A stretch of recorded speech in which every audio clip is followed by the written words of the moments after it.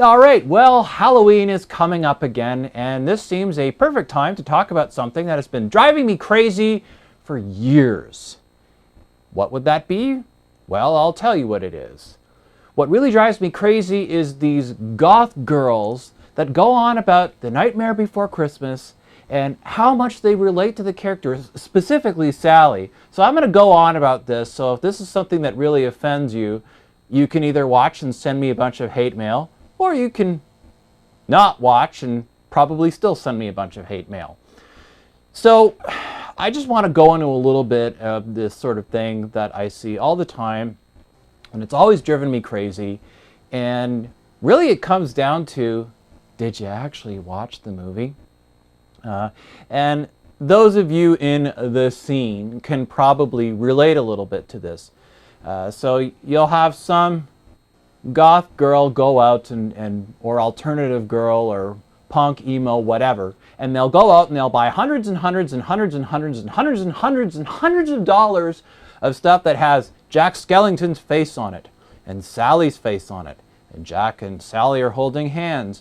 Now, what's wrong with that? Well, absolutely nothing. What's wrong with The Nightmare Before Christmas? Absolutely nothing. I'm a huge fan. I'm one of these guys that I saw it when it first came out when I was a kid.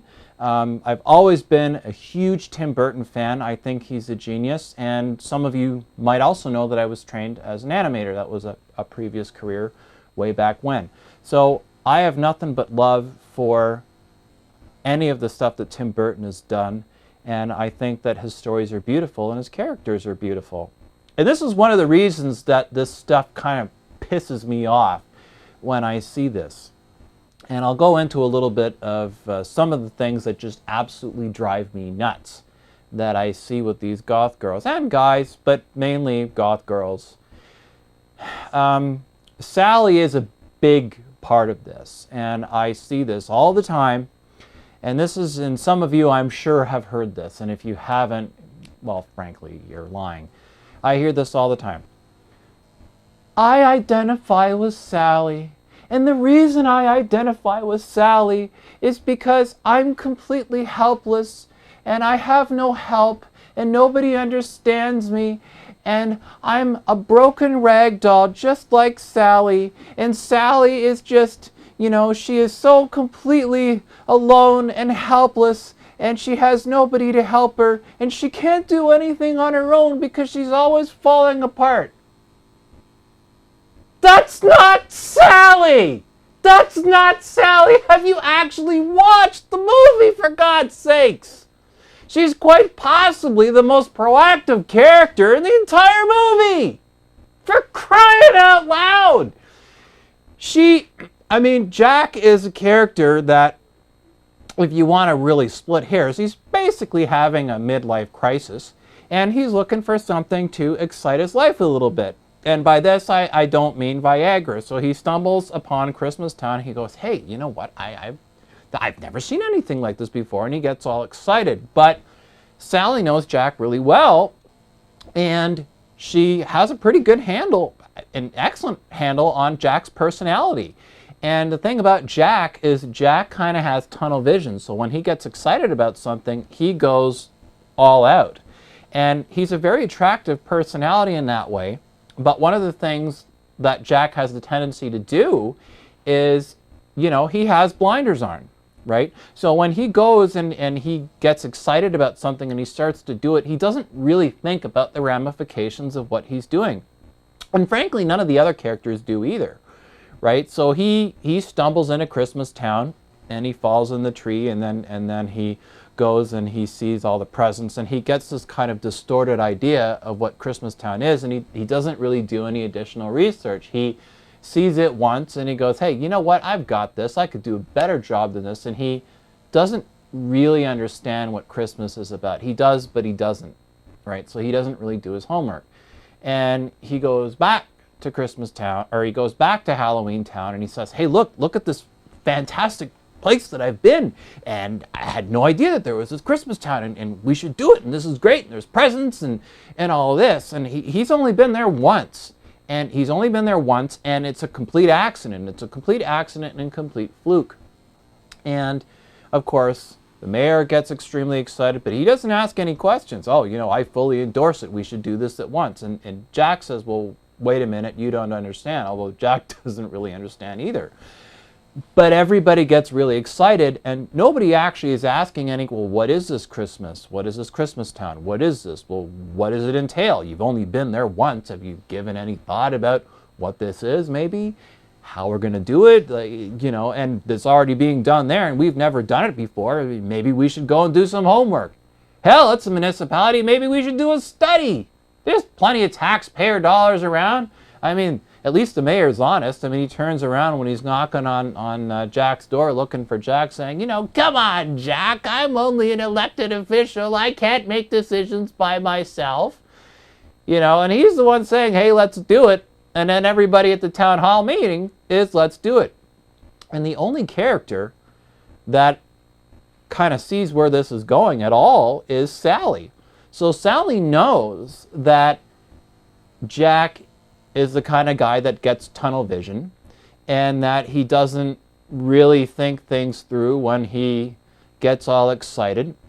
And she knows it's not really going to end well for him. Not because Jack's a bad guy, he's a great guy.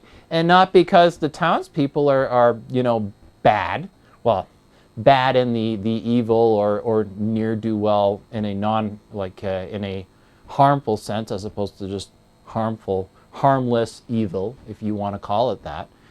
She just knows what Jack is like, and she knows that Jack is not necessarily going to be looking at the kind of problems that he might actually run into trying to do this.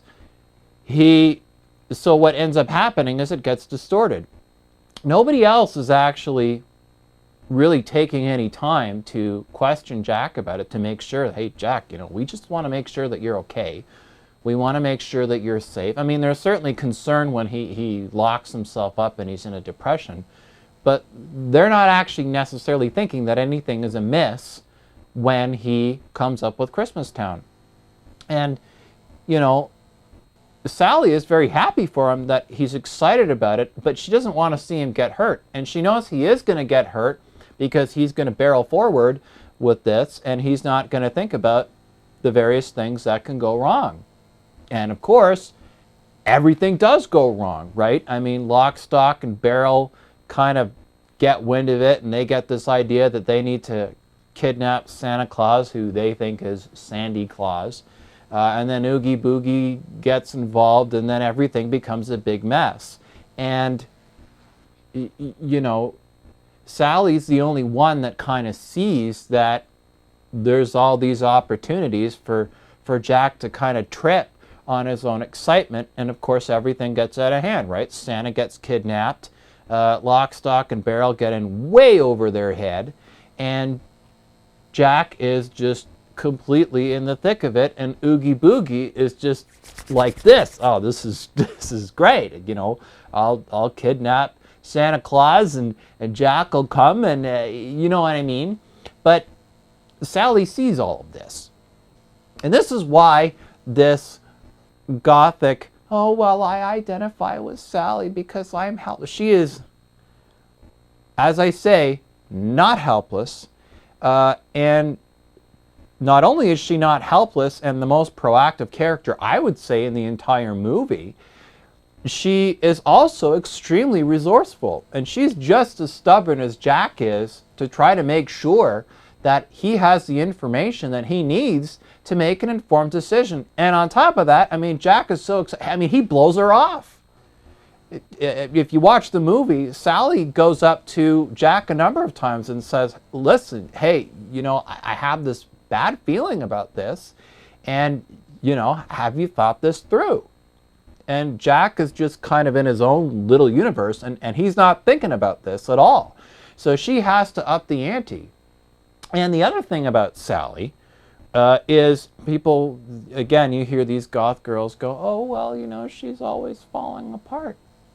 She's physically falling apart, but she uses that to her advantage. She can take her limbs off, and she uses that to get out of the basically the cell room that she's in. She's smart enough to come up with a harmless poison so that she can get away, right, and get out of there. right? Because she's supposed to be locked in or whatever. You poisoned my stew again, didn't you? My soup again, didn't you? Right? So she is able, all the things that you hear these whiny goth girls go, oh, well, I completely relate to Sally. These are all things that Sally uses as a strength. Oh, well, she's trying to run through to get to Jack, and she's going to trip. Okay, well, fine, I'll take my leg off. Jack isn't going to listen. Well, then fine. I will just up the ante.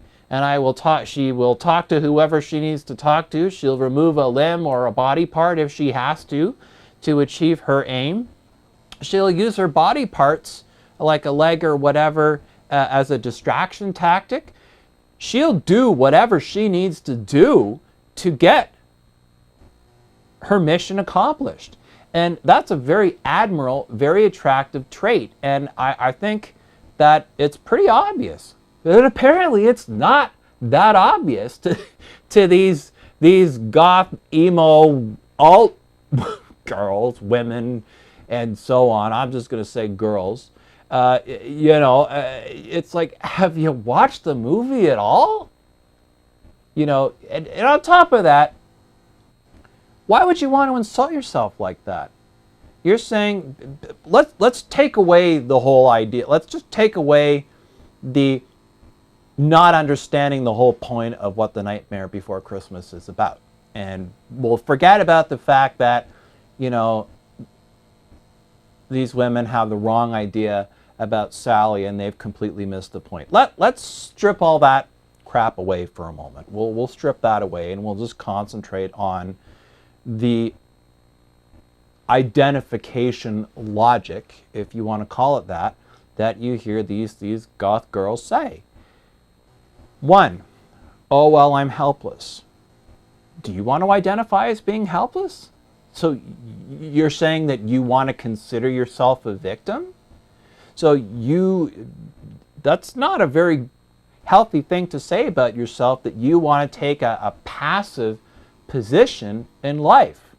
Right? You want to take command of your situation and do everything you can to come up with the best results. So we're going to just take a look at a little checklist here as to the kinds of things that that are basically part of this identification. And they're all negative and are not Sally at all. Well, I'm falling apart. Physical parable for, I'm not emotionally in a strong place, or I don't consider, or no, not being emotionally in a strong place, but considering that it is a strength to not be in an emotionally strong place. You're identifying with somebody and saying, hey, I'm proud to identify with the traits that I'm not in control of myself or my actions. I'm not in control of my own self-image. I identify as and accept that, I should be considered weak, that I should be considered broken, that I should be considered not to be listened to, that I should be considered alone, and that I should be considered not complete or not whole in an emotional way. That's not a good way to think. It's not a good way to think, and it's not a healthy way to think.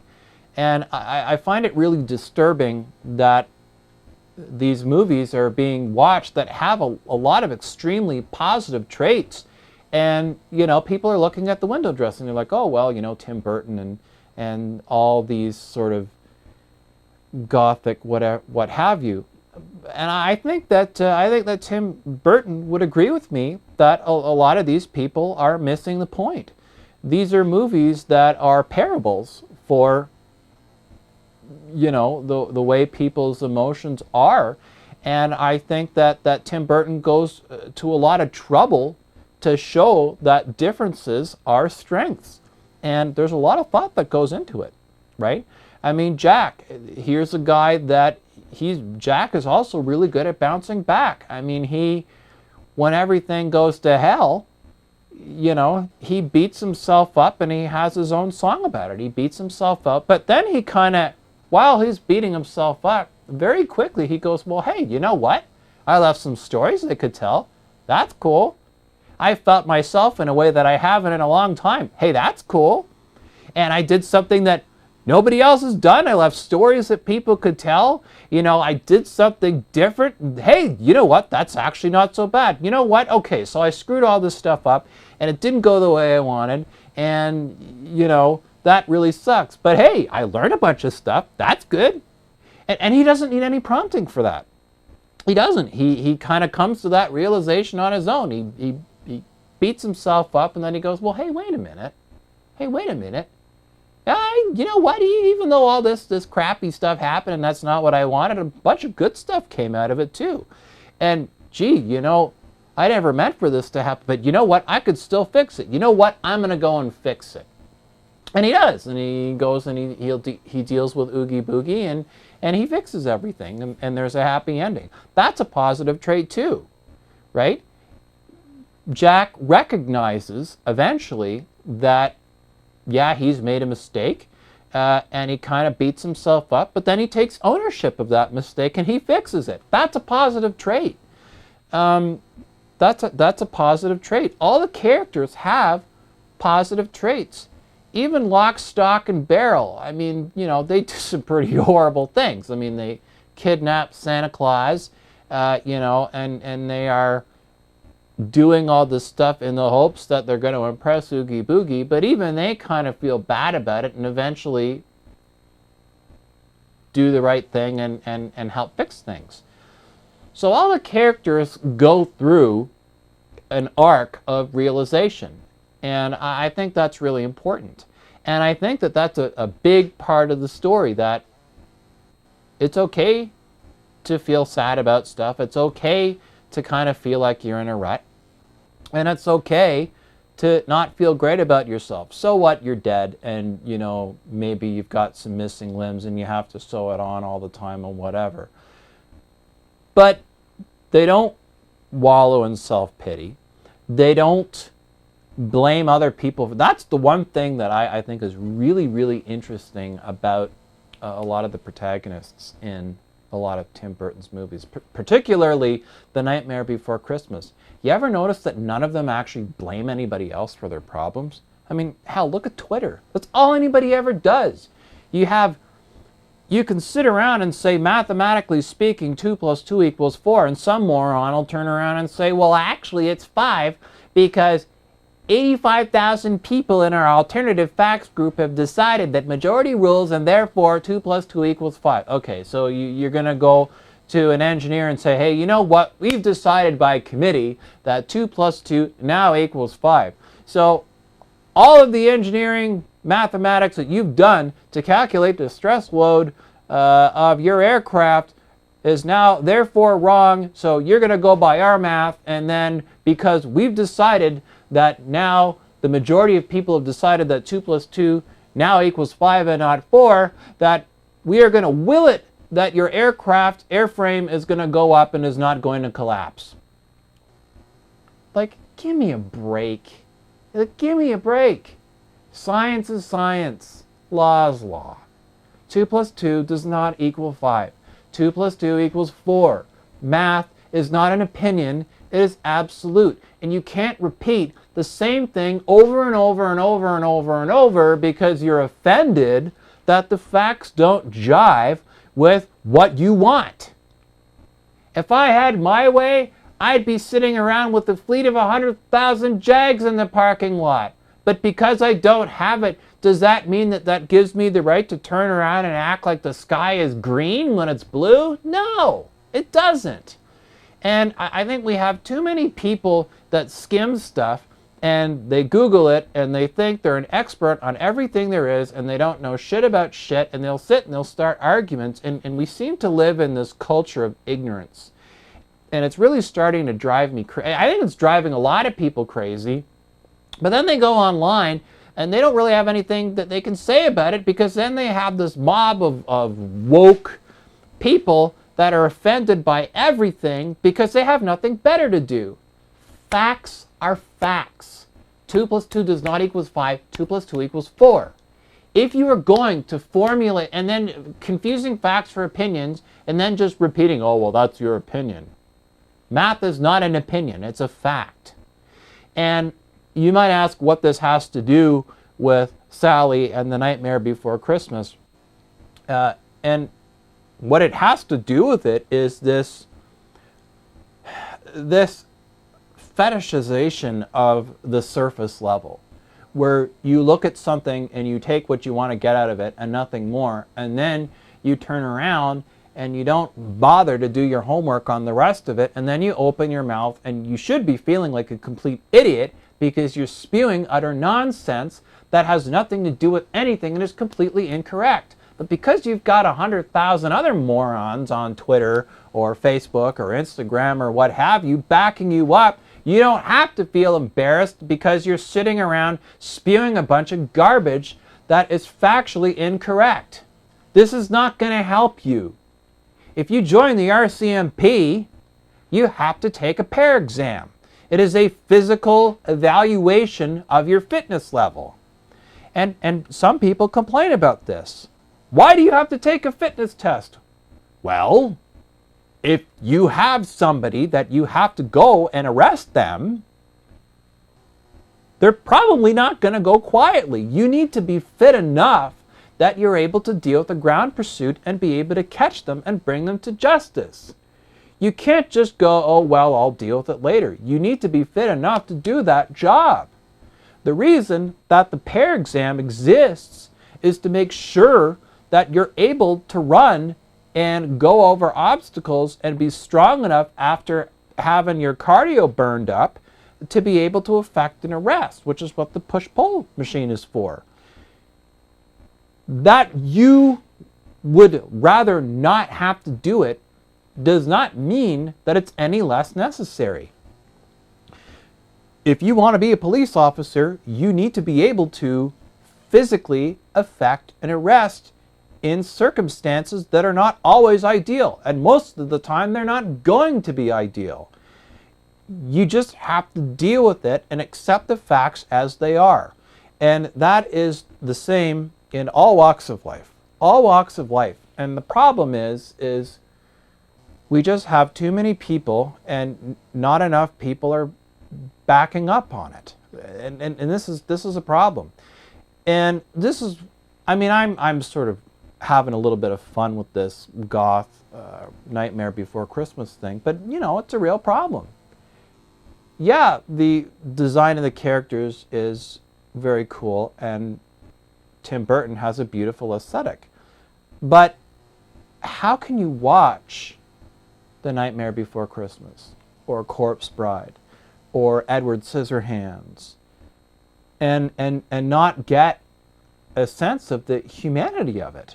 Right? These are all morality tales. Some of them hit a little harder than others, but they're all kind of gentle reminders. And in fact, this is actually a good point. Every single Tim Burton movie, every single one, all of them, an overarching theme that weaves with all of the movies that he has is that actions have consequences. They're all like that.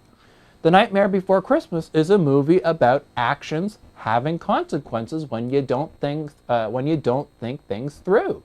Jack doesn't think things through, and everything goes to hell. He's able to fix it. He takes responsibility for it, but he doesn't think things through. Sally does. Sally does think things through. She sees the writing on the wall before anybody else does, and that makes Sally an extremely strong character. And I'm sure that it's no accident that Tim decided to give Sally various physical handicaps in extreme ways, right? Her limbs fall off, both when she decides that she wants to do it herself and other times when it's inconvenient. But she barrels through no matter what. So to me, it's somewhat ironic that you have these goth girls turning around going, oh, I identify with Sally so much and then they proceed to list all these characteristics that she doesn't have. They look at her character design and they assume that because she has all of these stitch marks and sutures and whatever, that she's a weak, delicate character that needs to be helped, and oh, ain't it sad that she doesn't have anybody. She has a huge support network. Everybody, everybody in Halloween Town, they might not necessarily get it, but they're all the kinds of folks that would give the shirt off their back for you to help you out. And that's not something we have a whole lot of in this world. Not enough, I think we could use more of that. And I think that there's a lot that we could learn from a lot of these characters. And a darker and more adult, if you want to call it that, example of it is Edward Scissorhands. Edward Scissorhands is an extreme example of what happens when people just take an assumption based on how somebody looks and how they feel somebody that has a particular visual construct should behave, right? They look at Edward Scissorhands and they go, oh my God, he's got these big knives and he's got this BDSM cat suit and he has this freaky hair, and they think he's a monster and a freak. And, he gets brought home and people start to take a liking to him to some degree, but on their parameters, because they realize what he can do for them. It's a selfish, they don't necessarily realize how selfish they're being. And then you have Winona Ryder character, Kim, her boyfriend is a complete jerk, right? He's willing to do, he has no empathy, he has no redeeming qualities, and he's willing, the more that Edward doesn't learn his place as he thinks that he should, the more he ups the ante. He laughs when Edward gets electrocuted when he accidentally touches the TV cable in the cable for the TV camera in the studio. That's not very nice.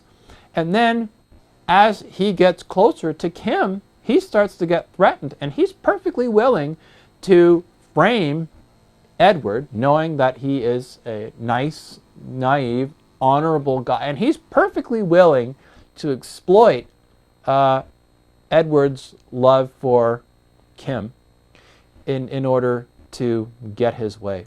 He is a real piece of shit. He is a really terrible character. And in the end, to some degree, he gets what he wants, which is awful. And a lot of these, as I say, there are actions that have consequences. I mean, he ends up getting killed. And to be honest, I mean, he's asking for it. I mean, look at what he did. But actions have consequences, right? People decided that they were going to go and they were going to treat Edward a certain way. And as soon as he was no longer convenient for them, they had no problems turning around and acting like he was a monster. And then he basically had to go and live out his days at that castle, which is really sad. But everybody had to pay a price. Now, whether you think that it's the right price or not enough of a price or too much of a price or whatever is frankly immaterial. The issue is that, or not the issue, the fact is there's a loss of innocence, and people did end up having to pay to some degree for the way they acted, right? In fact, the only guy that had any degree of empathy other than, well, not a guy, other than Kim, and Kim could have been a little bit more, could have done a little bit more to help him out too, was the police officer at the end. Because he knew what the town was like. He knew what was going to happen. And that's why he fired his pistol up in the air. So one of the only characters that really understood the situation was the police officer at the end. Nothing to see here, folks. Go home. And this is why I have such little patience for this Nightmare Before Christmas, oh, Sally is, I identify with Sally because Sally is, you know, weak and helpless and whatever. And she's really not. And it's like people don't watch the film, or it's going in one ear and out the other. You're perfectly willing to go out and buy $1,200 worth of Edward Scissor or of Nightmare Before Christmas pillowcases and comforters and T-shirts and belt buckles and fishnets and mini skirts and God knows what else. Instead of spending all that money on the stuff, or if you're going to spend that much money on the stuff and you're going to place so much of your self and your personality with this character and this movie and this visual aesthetic, is it asking too much for you to actually understand and pay attention and actually get the film? I mean, it's not complicated. I mean, you know what I mean? Like we're not reading Dostoevsky here and sitting here in English lit in third or fourth year university, or actually not even third or fourth year university if we're trying to go for our PhD. It's a pretty primal story, and you know, it was not meant for kids, but it was meant to work on several levels, and including that in which kids could understand. And when The Nightmare Before Christmas came out, I was 7 or 8 years old, and I understood. I certainly identified with the characters, but I absolutely didn't look at it and go, oh, this character is completely, you know, helpless, and these are all helpless. I mean, and people, the other thing I hear, oh, well, it's so dark. It's such a dark place that these characters live in. It's not dark. Look at all the colors. Look at all the colors. Look at Corpse Bride. This is not an accident in terms of the design either. You know, the living world is drab and blue and green and gray and whatever, and then the underworld is all orange and all these crazy colors. I mean, think about it. Would you rather hang out with all those putzes on the surface level? Or would you rather hang out in the cool, you know, lots of colors underworld with people that are basically ghosts that are really cool people? I know who I'd pick, the cool people. I don't care if they're, you know what I mean? Would you rather deal with Lydia's family? Or would you rather hang out with Beetlejuice? I'd rather hang out with Beetlejuice. Beetlejuice is cool. He's fun. He's positive. He's always looking for adventure. He has Lydia's back, right? He's always there. I mean, he jokes in that, but when shit goes down, he's there. And Beetlejuice is, and you know, there's a story there too. Beetlejuice is the guy that kind of reminds you that sometimes you just need to lighten up. And again, all of these narratives have an overarching theme. And again, that's like I say, that's what drives me crazy. Sally is not weak. She is not helpless. She is not somebody that passively will accept a situation that's not good.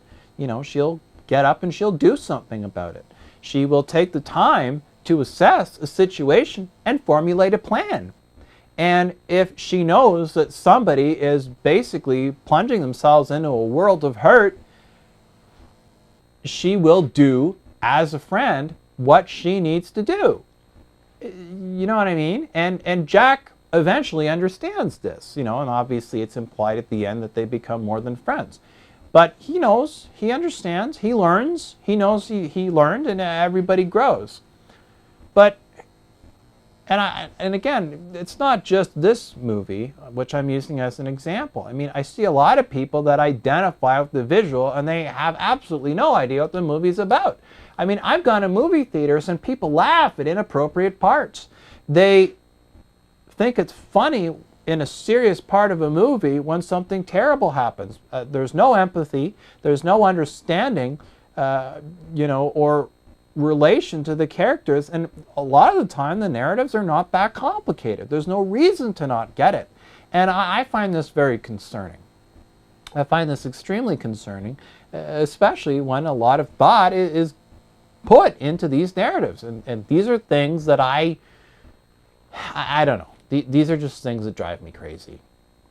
It really bothers me. And then if you turn around and you mention this to any of these people, they'll sit there and they'll argue with you. They'll argue. They will argue and say, well, you're the one that doesn't understand it. You're the one that didn't. Okay, what? So is this grade 2? Well, I know you are, but what am I? Look, if the narrative is there, and it's there in black and white, and it's not that complicated, and somebody mentions it to you, you don't turn around and go like, you're the one that doesn't understand it. You're the one that's this, and you're the one that's that. You know that clip in Family Guy arguing with the donkey, and the donkey keeps just going, that's what this is. And I see more and more and more and more and more of it. So I could go on and on and on like a gas-fed duck. This is something that has been pissing me off for several years, maybe more than that. It's been driving me crazy. I'm glad that the movie's popular. I think that Tim Burton is fantastic, and I think it's fantastic that all this cool merchandise is available because I like it too, right? I like toys. You know, I like cool merchandise. You know, what can I say? I'm a geek. I'm an animator. I'm a creative person. So of course I like these things. I like making it as much as I do enjoying what other people are making, right? It's input from all different sources. You take inspiration from where you can get it. But at least take the time to pay attention to what the damn movie is about. This is not that complicated. You know, if you're going to go and blow 12, 15, 20 bucks on tickets to see a movie and then go out and blow, several $100s on merchandise, you should at least, instead of making a complete right ass out of yourself, just watch the movie and actually understand what it's about. Is that too much to ask?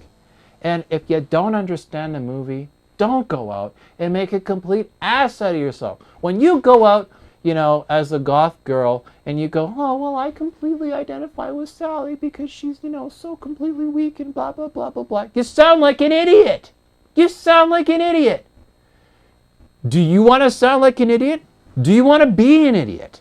Do you want to be helpless and not have anybody understand you and weak and all these things that you say that Sally is, which she's not, and then on top of that be remembered as somebody that's stupid?